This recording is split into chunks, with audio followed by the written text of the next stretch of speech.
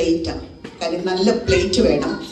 അങ്ങനെ അത് മനസ്സിൽ ഉദ്ദേശിച്ചിട്ട് ഞാൻ വീട്ടിൽ വന്നപ്പം ഞാൻ വന്ന് പറഞ്ഞ് എനിക്ക് ചെയ്യേണ്ട പ്രോജക്റ്റ് എന്ന് പറഞ്ഞാൽ ഈ സ്കൂളിൽ 70 പിള്ളേരുണ്ട്. എനിക്ക് ഈ 70 പിള്ളേർക്ക് സ്റ്റീൽ പ്ലേറ്റും ഗ്ലാസസ് കൊടുക്കണം. പക്ഷേ ഈ സ്റ്റീൽ പ്ലേറ്റും ഗ്ലാസസ് കൊടുക്കണമെങ്കിൽ ഞാൻ ചോദിച്ച് നമുക്ക് കൊടുക്കാം. അപ്പം എന്തുവാ ഉത്തരം വന്നത്? അത് വീട്ടിൽ നിന്ന് പോകുന്ന പൈസയല്ലായിരിക്കും, ഇത് സേവയാ.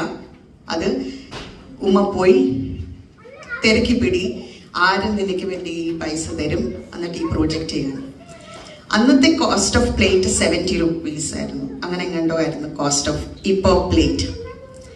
അപ്പോഴത്തേക്ക് എൻ്റെ മനസ്സിൽ ഒരിക്കലും ഇങ്ങനെ കൈ നീട്ടിയിട്ടില്ല, ഇനി എങ്ങനെയാ ഈ പൈസ എടുക്കുന്നത്.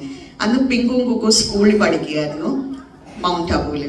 ഞാൻ വീട്ടിൽ വന്ന് അവരുടെയൊക്കെ കാര്യം പറഞ്ഞപ്പോൾ അവരോടനെ പറഞ്ഞ് ഞങ്ങളുടെ പോക്കറ്റ് മണി ഉണ്ട് മമ്മി, ഞങ്ങൾ പോക്കറ്റ് മണി തരാം, മമ്മി പ്ലേറ്റ് മേടിച്ചോ. അപ്പോഴും തടസ്സം പറഞ്ഞ് ഉമ്മ അത് വീണ്ടും വീട്ടിൽ നിന്ന് പോകുന്ന പൈസയാ, അങ്ങനെ ചെയ്യാൻ പാടില്ല. സൊസൈറ്റി പോയി ആരെങ്കിലും നിന്ന് കൈ നീട്ടി പൈസ എടുത്ത് പിന്നെ ആ പ്രൊജക്റ്റ് ചെയ്യാൻ പോകുമ്പോൾ ആരെങ്കിലും ഒരു ഡോണറിനെ കണ്ടുപിടിക്കണം. അന്നത്തെ കാലത്ത് സ്കൂളിൽ പഠിക്കുന്ന പേരൻസിൻ്റെ അടുത്ത് എങ്ങനെയാണ് നമ്മൾ പോയി കൈ നീട്ടി ചോദിക്കുക ഇത്രയും ചെറിയ തുകയ്ക്ക് വേണ്ടി? ആ സമയത്ത് ഒരു അസിസ്റ്റന്റ് ഗവർണർ, ഡിസ്ട്രിക്ട് ഗവർണറിന്റെ കൂടെ വർക്ക് ചെയ്യുന്ന ആ ടീമിൽ അസിസ്റ്റന്റ് ഗവർണർ ഒരാൾ വന്നായിരുന്നു. ഒരു ചെറിയ മീറ്റിംഗ് ഉണ്ടായിരുന്നു. അപ്പൊ എന്നെ ക്യാബിനിൽ വിളിച്ച്, അപ്പൊ ഞാൻ ആ അസിസ്റ്റന്റ് ഗവർണറിന്റെ അടുത്ത് പറഞ്ഞ് എനിക്ക് ഇപ്പോഴും ആ ഓർമ്മയുണ്ട് രവീന്ദ്രൻ നായരുടെ പേര്.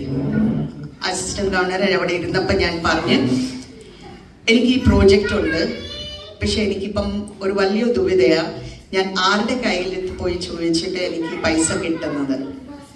ഉടനെ അയാൾ എന്തോ ചെയ്തത്, അയാളുടെ പോക്കറ്റിൽ കൈ ഇട്ടിട്ട്